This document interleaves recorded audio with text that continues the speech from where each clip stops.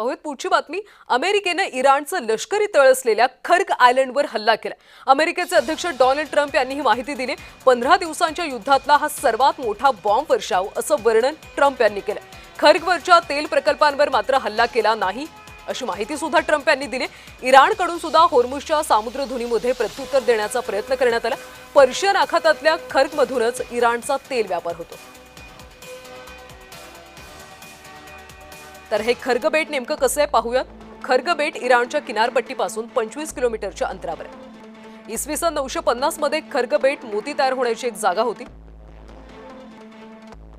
Dutch आणि French यांच्या सागरी मोहिमांवेळी ते व्यापाराचं एक महत्त्वाचं ठिकाण होतं। 1838 मध्ये ब्रिटिशांकडून या बेटासाठी युद्ध करण्यात आलं। 1956 मध्ये अमेरिकेनं खर्गवर तेल साठ्यासाठी मोठी गुंतवणूक केली होती।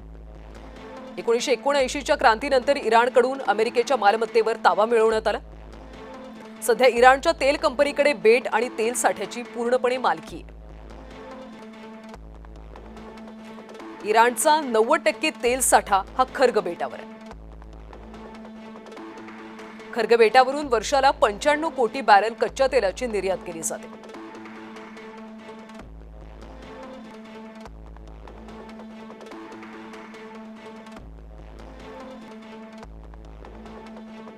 जे आहे ते स्ट्रॅटेजिकली खूप महत्त्वाचं आहे, कारण त्या ठिकाणी म्हणजे मागच्या 15 दिवसापासून स्ट्रेट ऑफ होर्मुझ त्याचबरोबर पश्चिम आशियामधल्या संघर्षाच्या परिस्थितीमुळे अरब राष्ट्रांचे जे क्रूड ऑइल आहे ते त्या ठिकाणी एक्सपोर्ट त्या ठिकाणी होत नाही, मोठ्या प्रमाणामध्ये त्याला अडथळा त्या ठिकाणी आलेला आहे। पण इराणचं मात्र मागच्या 15 दिवसामध्ये एकदम रेग्युलरली सगळा सप्लाय किंवा एक्सपोर्ट त्या ठिकाणी सुरू आहे। आणि त्यामधला एक महत्त्वाचा जो प्लेअर आहे तो म्हणजे चायना।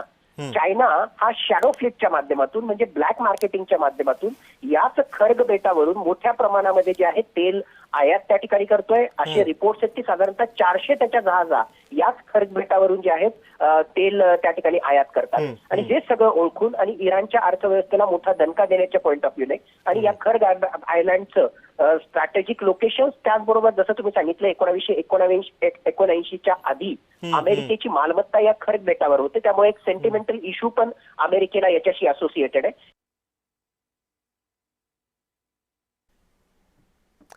तर खर्ग बेटावरच्या हल्ल्याचे नेमके काय परिणाम होऊ शकतात पाहूयात सविस्तरपणे। इराणच्या कच्च्या तेलाच्या निर्यातीचं सर्वात मोठं हे केंद्र आहे। दररोज 70 लाख बॅरल पर्यंत तेल जहाजांमध्ये भरण्याची क्षमता आहे। खर्ग बेटावरून एकूण कच्च्या तेलाच्या निर्यातीपैकी 90% निर्यात केली जाते।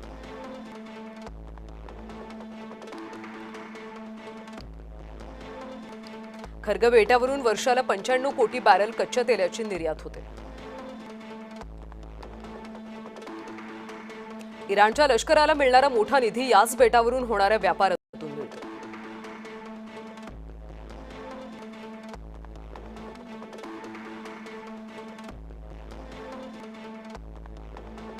तर या बेटावर जर हल्ला झाला तर त्याचे परिणाम काय होऊ शकतात, तर तेल पुरवठा बंद झाल्यास जगभरातल्या तेलाच्या किमती भडकतील।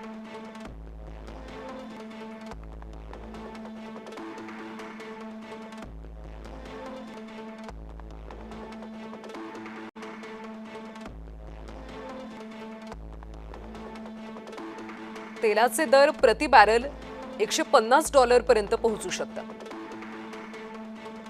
आशिया आणि युरोपमधल्या देशांमध्ये गंभीर परिणामांची शक्यता वर्तवली जाते।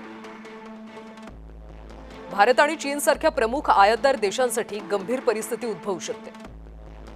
बदला घेण्यासाठी इराण होर्मुझची सामुद्रधुनी पूर्णपणे बंद करू शकते। तेल पुरवठ्यावर परिणाम होऊ शकतो। जागतिक अर्थव्यवस्थेला मोठा झटका बसण्याची शक्यता आहे।